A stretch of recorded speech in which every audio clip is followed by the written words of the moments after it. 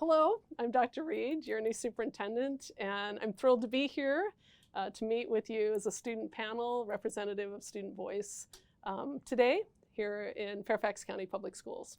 So I want to thank you for joining me today, and so grateful for your time and energy. So my name is Taylor, and I am representing WLTS from Londontown Elementary School. Thank you.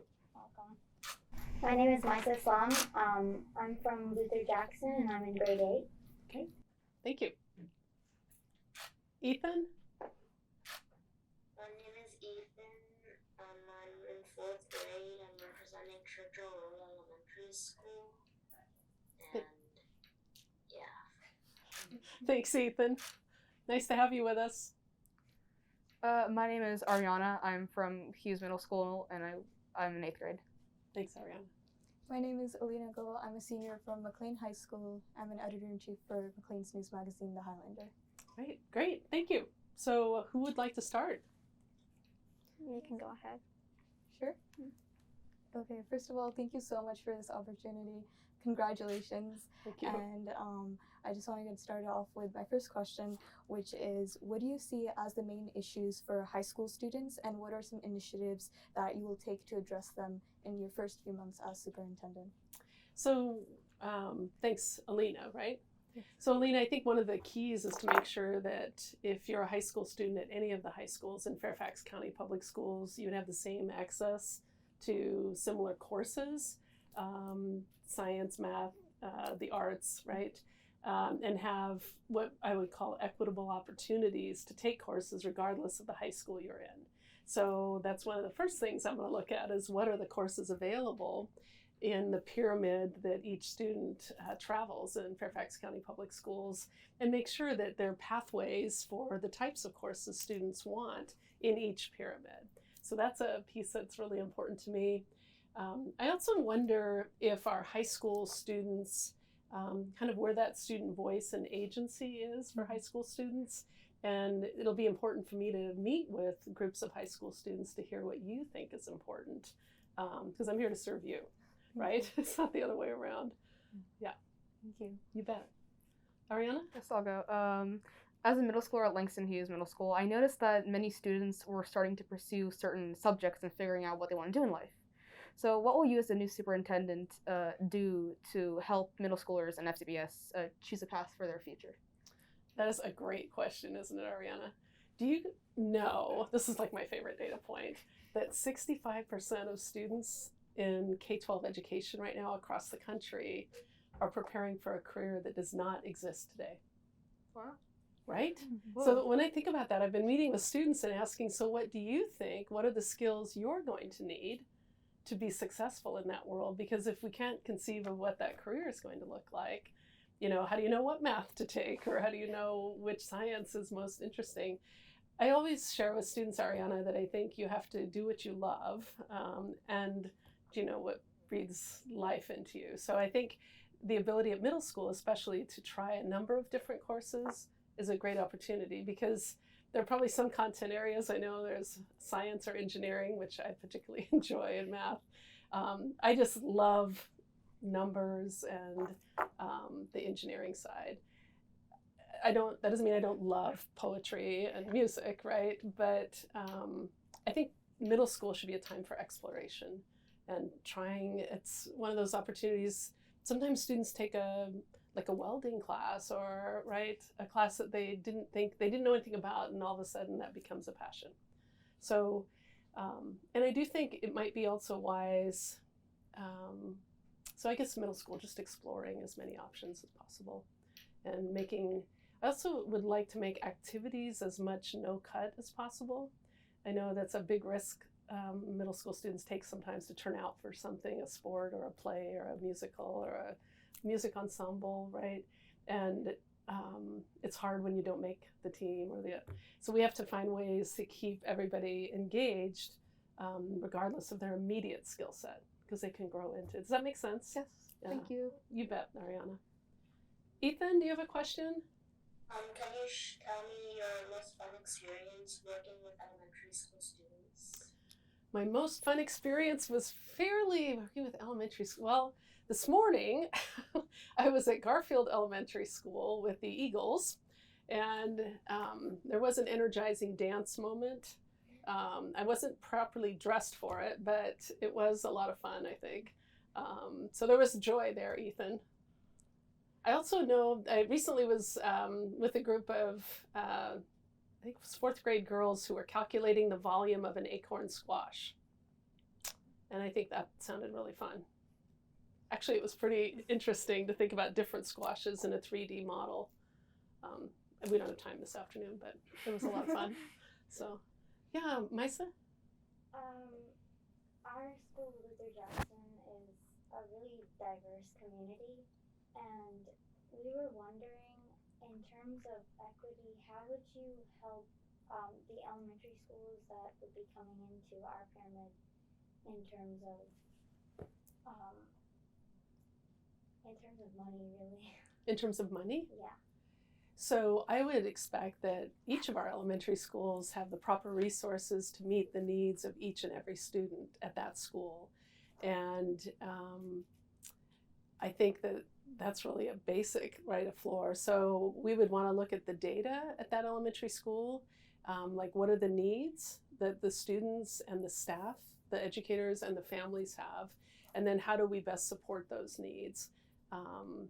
But I think that we would generally, different schools may require different supports for different reasons, right? Different financial resources. So I would want to look at each individual school as its own unique school. In the system I come from, we do something called needs-based resource allocation. So we allocate budget based on the need of the school or the program or department. Thank Do you have a follow-up on that, or?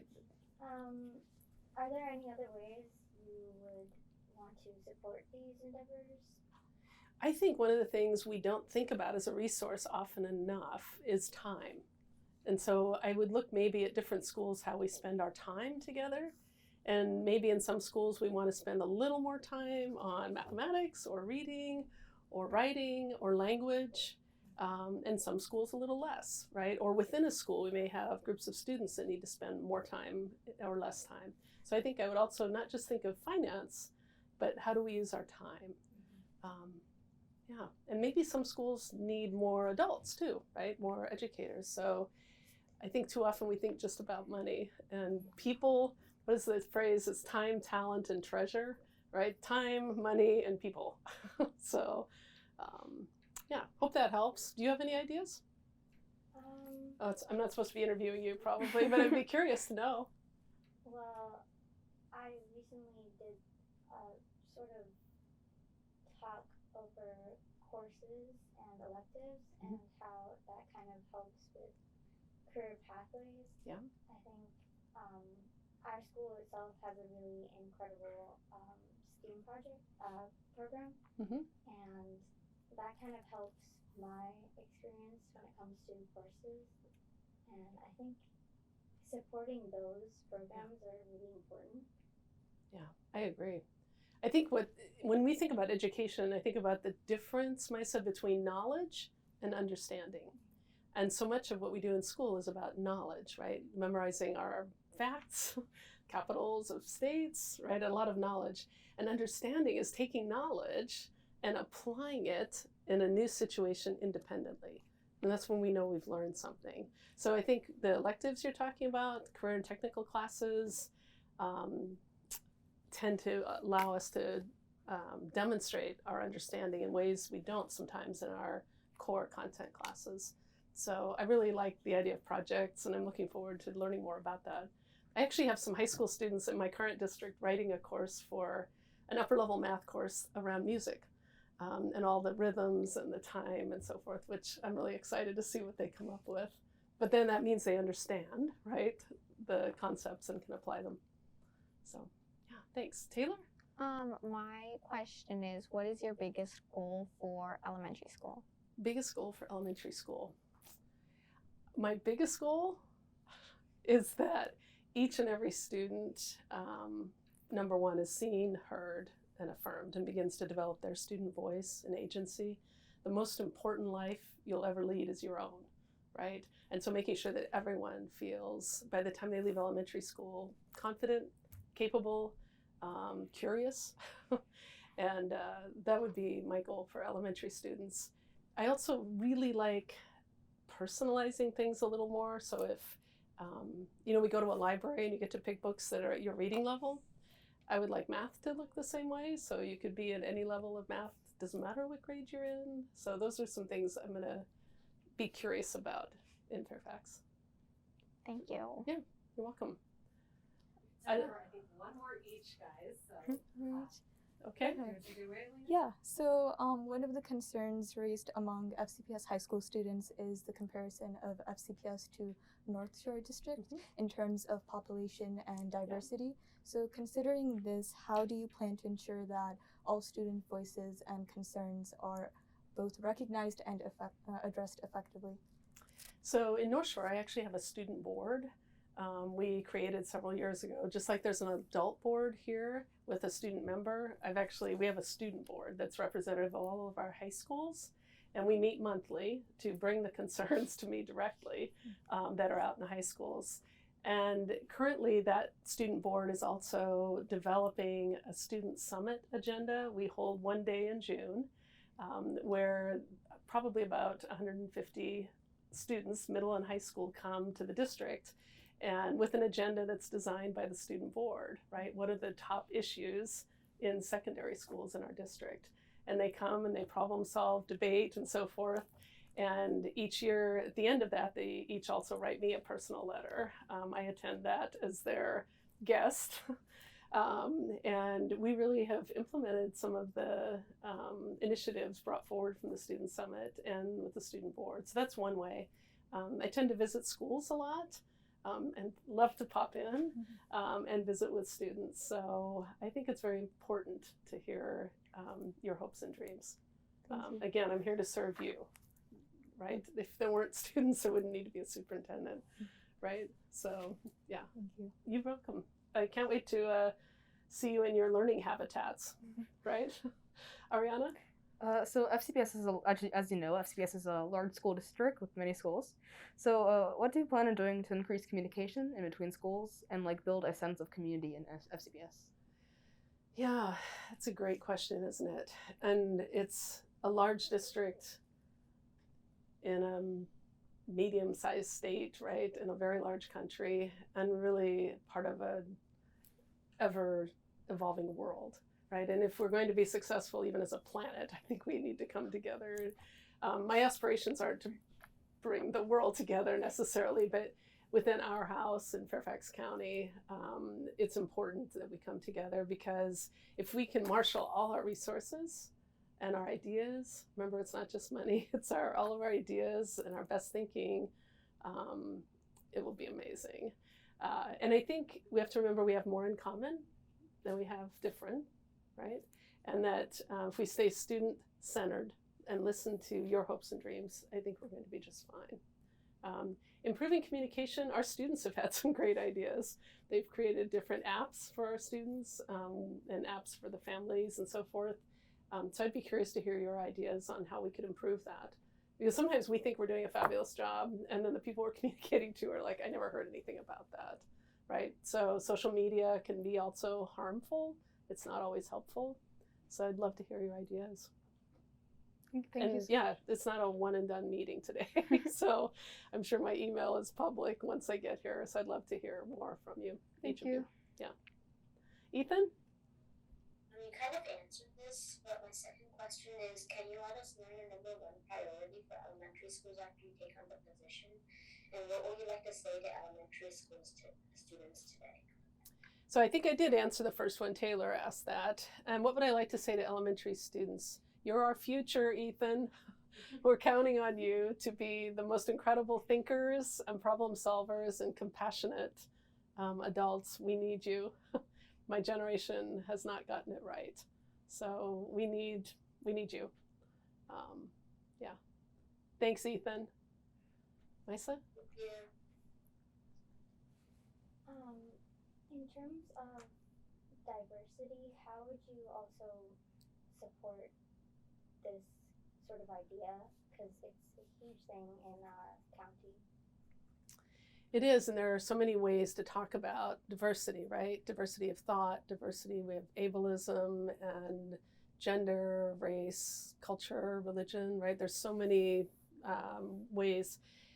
I think diversity is such a strength.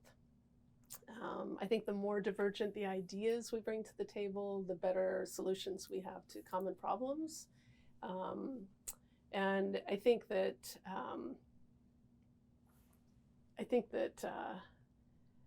diversity in so many ways, we're better problem solvers, better collaborators, better critical thinkers. I think where it gets difficult, Maisa, is that when topics get hard, or when things feel really personal, and when we stop talking to each other about hard things, I think that's when we get into trouble. So for me, I will want to keep talking and keep staying in conversation, because I know learning happens best in community. Yeah. How would you keep it civil in terms of keeping the conversation? How would you keep it more? How do I keep it more civil? Yeah.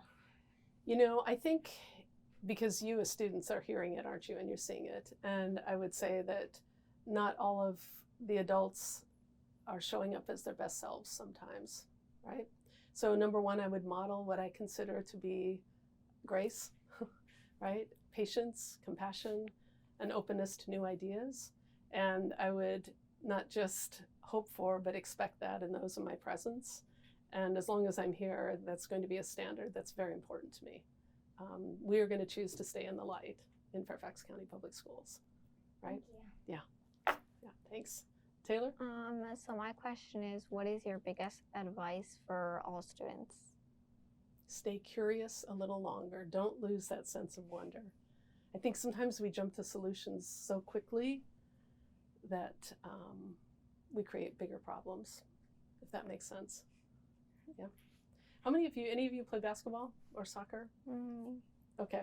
So, Maisa, if you play basketball or soccer, I think of good leaders, right? Are in position for the first pass. Great leaders are in position for the second pass, right? So when I think about that, the most important thing you can do is learn to lead your own lives, and don't ever try to lead someone else's, right? There's a lot of pressure sometimes to do that and to not be who you are. So yeah, you're fine, perfect, just the way you are, brilliant, right? Anyhow, I want to thank you for joining me. I am so excited to be here, so thanks for the warm welcome.